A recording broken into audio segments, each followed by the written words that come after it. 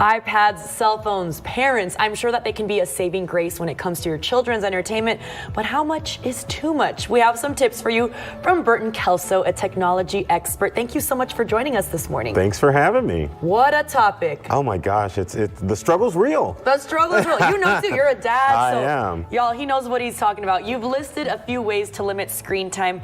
First, you say to make sure that you set clear rules and the consequences. Absolutely, because the challenge is that parents will give kids devices and they don't let them know when they can use them, where they can go on the internet. And so when you try to set rules, it causes problems. So parents need to set clear-cut rules, let them know what screen time's going to be, what devices they can play on, and when they need to get off of them, so that way there's no struggle in the household when it comes to devices. Yeah, I feel like if you don't address those right away, then the kid's like, hey, I'm free game. I feel like my niece and nephew were here last week. They are 11 and 14. They're definitely on their phones a lot, but in moderation too. Although at night I would see them you would see like they were hiding it. You could see the light glowing. Yeah, exactly. I'm like, hey. But next you say to set a good example as a parent when it comes to your devices is also very important. I know, we were just talking about this. It's challenging for parents when you have a business or, for work, you're on your device. But if you're always on your phone and you're telling your kids to get off,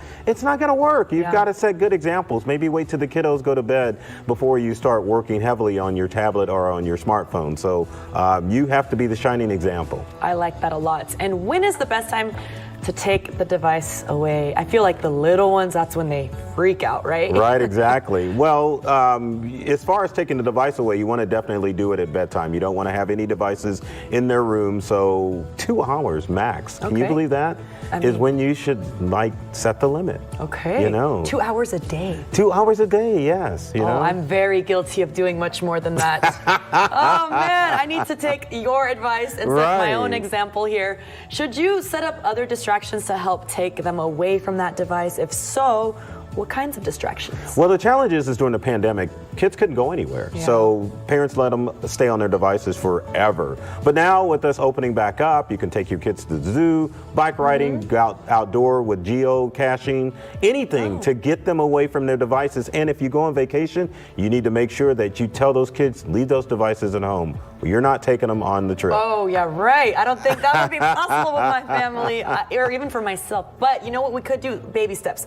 Leave the phone and the iPad at the hotel or the Airbnb while you go explore. That's an excellent idea. All right, well, I'm gonna take a lot of your tips and combine them with some of what I think I can do. Lastly, you say that you need to set up a no tech zone in general. How does that work? Well, no tech zones are the areas that you set up in your house where kids can't take their devices, like bedrooms, when it comes to dinner time, no using your phone at the table, and just specific areas so that parents can monitor what's going on with kids' devices, because cyber criminals are starting to attack kids. So as a parent, you need to get your kids to stay away from those hidden areas so that they can't go to naughty places on the internet. That's very true. How did you get into all this? Because you're a tech expert, so I'm sure you guide people on this, but many other things. Well, cybersecurity and social media. So I own a tech company. So how old are your kids? My kids are 13 and 14. So they're also at that age where right now TikTok for them, Instagram is big, right? It is, but we keep them off social media, which is another good tip, because social media just leads into all areas of trouble, cyberbullying, cyber criminals.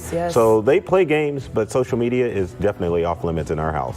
What do you think is a good age for them to get on those social media platforms? You're going to laugh. I'm going to say 16 to 18, to be honest with you. Because their minds just can't handle all the information that's coming in through social media. And I really stand firm about phones and devices. Wait till they're in high school or they're driving would be a time that you would give your kid a smartphone, not before. Like my father, I didn't get my first cell phone until I was 16, 17, I had to pay for it myself. That's good. There's a lot of things I couldn't do. My parents were very traditional, so I think that in a way kept me probably out of trouble as well. I hope so, because there's a lot of areas you can get in trouble online and offline when it comes to tech devices. Well, good reminders too for those parents that do have their kids on social media. Just keep that extra eye on them.